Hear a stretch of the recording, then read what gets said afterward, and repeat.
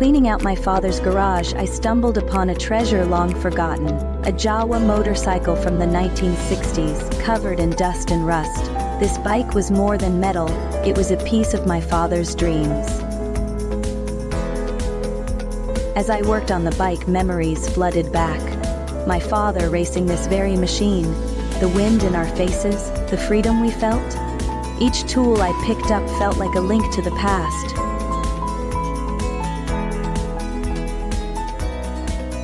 Finally, I revved up the engine and it roared to life, just like my father's laughter echoed in my mind. It was time to feel that freedom again.